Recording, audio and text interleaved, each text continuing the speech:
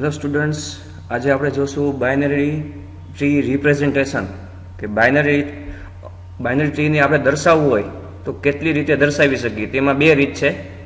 એક છે array representation, એટલે એનું બીજું નામ છે સિક્વન્શિયલ રિપ્રેઝન્ટેશન, અને બીજું છે એ લિંક લિસ્ટ રિપ્રેઝન્ટેશન. આ બે વસ્તુ તમે અગાઉ સી લેંગ્વેજમાં જોયેલી છે, છતાં આપણે આ સેમેસ્ટરમાં ડિટેલમાં ભણશું. એમાં આ સેમેસ્ટરમાં તમારે ડીએફએસમાં સેકન્ડ યુનિટ છે એ આખું ડબલ લિંક લિસ્ટનું જ છે, એટલે એ આપણે ડિટેલમાં જોવાનું જ છે. અને એરે યુનિટ 1માં ટોપિક એક આવી જાય છે, એટલે આપણે બે વસ્તુ આમાં ભણશું જ તે. અને બાઇનરી ટ્રી આજે આપણે જોવાનું છે બાઇનરી ટ્રી રિપ્રેઝન્ટેશન, એટલે બાઇનરી ટ્રીને દર્શાવવું હોય આપણે મેમરીમાં તો કઈ રીતે દર્શાવી શકીએ, તો કે એક એરે તરીકે અને એક બીજું છે એ લિંક લિસ્ટ તરીકે. Binary tree data structure is represented using two method. એટલે બાઇનરી ટ્રીને દર્શાવવા માટેની બે રીત છે ડીએસમાં. એક છે એરે અને બીજી છે લિંક લિસ્ટ. આપણે આ જે બાઇનરી ટ્રી આપણને આપેલું છે એ એઝ આપણે ડાયાગ્રામ તરીકે લેશું. હવે આપણે 1 by 1 જોતા જઈએ. આપણે પહેલું છે array representation of binary tree.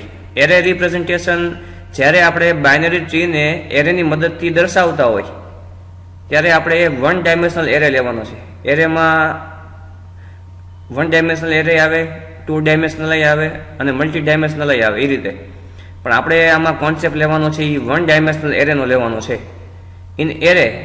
In array representation of binary tree V use 1 dimensional array.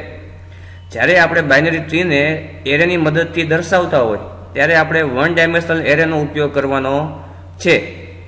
We can assume following binary tree as a complete binary tree. આ આપણને જે બાઇનરી ટ્રી આપેલું છે એ અત્યારે આપણે જોઈ શકીએ છીએ કે એ ઇનકમ્પ્લીટ છે, કમ્પ્લીટ છે નહીં.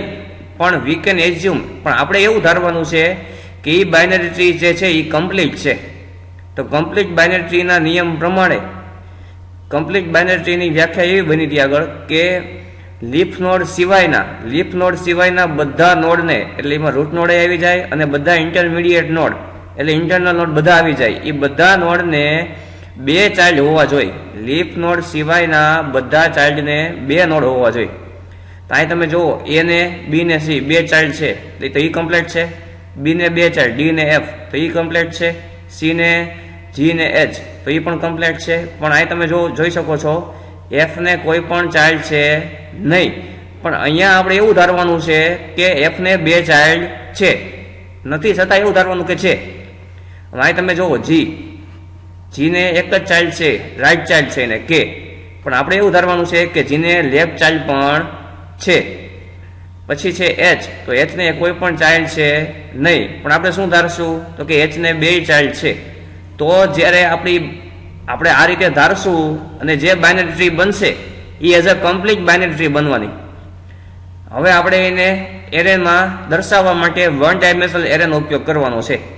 તો એ ઉપયોગ કઈ રીતે થશે, તો પહેલા એ છે તો પહેલા ખાનામાં એ લખી નાખવાનું, એની નીચે બી ને સી, તેની બાજુમાં બી, એની બાજુમાં સી.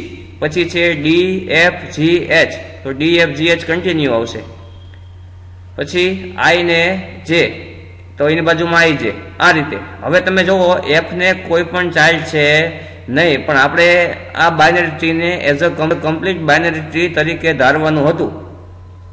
તો આપણે જોયું, આપણે એવું સમજાતા કે ભાઈ એફ ને કોઈ પણ ચાઇલ્ડ છે નહીં, પણ છતાંય આપણે એવું ધારવાનું કે છે. હવે માનો કે એફ ને 2 ચાઇલ્ડ હોત તો, એટલે મતલબ માનો કે જે પછી 2 ચાઇલ્ડ હોત, જે પછી જેની બાજુમાં 2 નોડ હોત, મતલબ જો એફ ને 2 ચિલ્ડ્રન હોત તો જેની બાજુમાં બીજા 2 નોડ હોત, એટલે આપણે બે ખાનામાં ડેસ્ક કર્યો છે. હવે ત્રીજા ખાનામાં પણ ડેસ્ક છે. એ કોનો છે તો કે જીને તમે જુઓ લેફ્ટ ચાઇલ્ડ છે નહીં, એટલે ત્રીજા ખાનામાં પણ ડેસ્ક. એની પછી કોણ આવશે તો કે કે નો વારો, તો કે ને આપણે દર્શાવી દીધું. પછી એચ, તો એચ ને 2 ચાઇલ્ડ છે નહીં, પણ આપણે એવું ધારવાનું છે કે છે, તેથી આપણે ત્યાં શું મૂક્યા છે, ડેસ્ક. હવે બીજી રીત છે એ link list representation of binary tree. આપણે એરેને કઈ રીતે દર્શાવવું એ આપણે જોયું. હવે જોશું link list.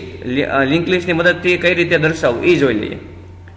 V use double link list to represent binary tree. આપણે જ્યારે બાઇનરી ટ્રીને લિંક લિસ્ટની મદદથી દર્શાવવું હોય ત્યારે આપણે ડબલ લિંક લિસ્ટનો કોન્સેપ્ટ યુઝ કરવાનો છે. ઇન ડબલ લિંક લિસ્ટ એટલે કે ડબલ લિંક લિસ્ટમાં એવરી નોડ કન્સિસ્ટ 3 ફિલ્ડ, દરેક નોડમાં 3 ફિલ્ડ છે. અગાઉ તમે ભણ્યા હશો સિંગલ લિંક લિસ્ટ. તો સિંગલ લિંક લિસ્ટમાં શું હોય તો કે સિંગલ લિંક લિસ્ટમાં ખાલી 2 જ ખાના આવતા હતા. એક હતું ડેટા પાર્ટ, એટલે ત્યાં તમે કોઈ પણ નંબર સ્ટોર કરી શકો, ફોર એક્ઝામ્પલ 10, 20, 30, 40 એ રીતે.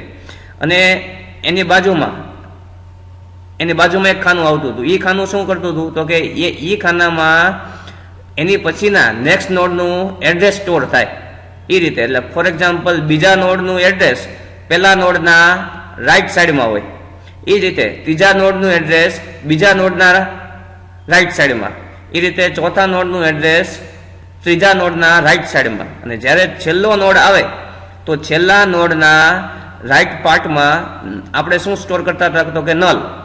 એટલે કે હવે છેલ્લા નોડની આગળ કોઈ પણ નોડ છે નહીં. હવે આમાં આપણે આમાં જે નીચે તમને જે સ્ટ્રક્ચર આપ્યું છે એમાં લખ્યું છે કે ડબલ લિંક લિસ્ટમાં દરેક નોડમાં 3 પાર્ટ હશે. 3 પાર્ટ એટલે first field storing left child address. આ તમે જો ડેટા પાર્ટ એટલે માનો કે આપણે રૂટ નોડને અહીંયા સ્ટોર કરીએ. અહીં તમે જો એ છે એ, તો એનું લેફ્ટ ચાઇલ્ડ છે બી અને રાઈટ ચાઇલ્ડ છે સી. તો માનો કે અહીંયા ડેટા પાર્ટમાં આપણે લખશું એ, તો એના લેફ્ટ ચાઇલ્ડમાં કોનું એડ્રેસ આવશે તો કે બી નું, અને એના રાઈટ સાઈડમાં સી નું.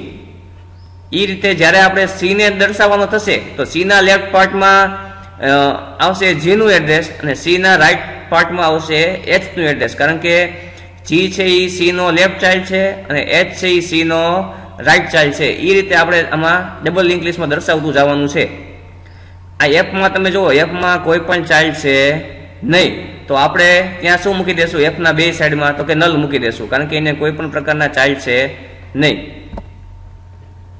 First field storing left child address એટલે પહેલા પાર્ટમાં આવશે જે નોડ જે છે એના લેફ્ટ ચાઇલ્ડનું એડ્રેસ આવશે. Second for storing actual data એટલે સેકન્ડમાં આવશે ડેટા પાર્ટ. એમાં ફોર એક્ઝામ્પલ કોઈ પણ નંબર હોય અથવા તો કોઈ એબીસીડી કોઈ પણ ડેટા તમે સ્ટોર કરી શકશો. એન્ડ થર્ડ એટલે કે ત્રીજો પાર્ટ, એમાં શું લખ્યું છે તો કે રાઈટ ચાઇલ્ડ એડ્રેસ. તમે જે નોડને લિંક લિસ્ટમાં દર્શાવતા હશો એનો કોઈ પણ રાઈટ ચાઇલ્ડ હોય તો એનું એડ્રેસ આપણે ક્યાં લખશું તો કે રાઈટ સાઈડમાં. In this link list representation a node has following structure. આ રીતનું સ્ટ્રક્ચર બનશે. લેફ્ટ ચાઇલ્ડ એડ્રેસ, પછી વચમાં તો કે ડેટા પાર્ટ, પછી તો કે રાઈટ ચાઇલ્ડ એડ્રેસ. અહીં તમે જો આખા ટ્રીમાં એ ને 2 ચાઇલ્ડ છે બી અને સી.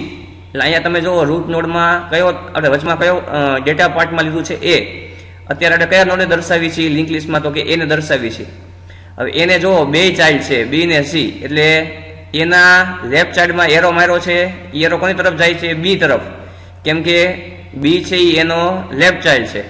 અને એના જમણા પાર્ટમાંથી મતલબ એના રાઈટ સાઈડમાંથી એરો કઈ બાજુ જાય છે તો કે સી બાજુ, કારણ કે સી છે એનો રાઈટ ચાઇલ્ડ છે. આ રીતે દર્શાવવાનું છે.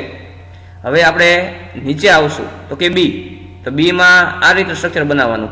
તો બીના લેફ્ટમાં કોણ છે ડી, તો બીના લેફ્ટમાંથી એરો જશે ડી બાજુ. બીના રાઈટમાં કોણ તો કે એફ, તો કે બીના રાઈટ પાર્ટમાંથી એફ બાજુ એરો જશે.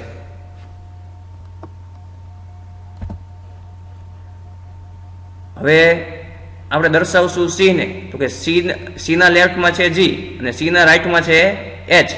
તો સી ના લેફ્ટ પાર્ટમાંથી એરો આપણે મોકલશું જી તરફ. એટલે મતલબ આપણે જી ને રાખશું કઈ બાજુ તો કે સી ની લેફ્ટ સાઈડમાં, અને એચ છે A C no right child છે. તો એ આપણે સી ના રાઈટ પાર્ટમાંથી મતલબ નેક્સ્ટ નોડના એડ્રેસમાંથી આપણે એરો આપણે લઈ જશું એચ બાજુ. હવે આપણે દર્શાવશું ડી ને, તો કે ડી નો લેફ્ટ ચાઇલ્ડ છે આઈ, એટલે તો ડી ના લેફ્ટમાંથી એરો જશે આઈ બાજુ.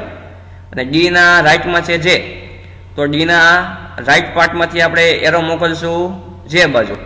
હવે આપણે દર્શાવવાનો છે એફ ને, પણ એફ ને કોઈ પણ ચિલ્ડ્રન છે નહીં. તો એફ દર્શાવશું તો એફ ની 2 બાજુ આપણે શું લખી નાખવાનું નલ, કારણ કે એફ ને એક પણ ચિલ્ડ્રન નથી. હવે જોશું, હવે આપણે દર્શાવશું જી ને, તો જી ને દર્શાવતી વખતે આપણે આ ટ્રીમાં આપણે જોઈ શકીએ છીએ કે જીને લેફ્ટ ચાઇલ્ડ છે નહીં, જીને ખાલી એક જ ચાઇલ્ડ છે. એ કયો છે? કે. તો અહીં તમે જુઓ જીની રાઈટ સાઈડમાં કે ને દર્શાવ્યો છે, પણ જીને લેફ્ટ ચાઇલ્ડ છે નહીં. તેથી આપણે જીના લેફ્ટમાં શું મૂક્યું છે? નલ, કેમ કે જીને લેફ્ટ ચાઇલ્ડ છે નહીં. અને જીને રાઈટ ચાઇલ્ડ છે તો આપણે રાઈટમાંથી કે બાજુ એરો મોકલી દેશું. હવે આપણે દર્શાવશું એચ ને, તો એચ ને કોઈ પણ ચાઇલ્ડ છે નહીં. તો એચ ને દર્શાવતી વખતે આપણે બે એચ ને લેફ્ટમાં અને રાઈટમાં શું મૂકી દઈશું? તો કે નલ.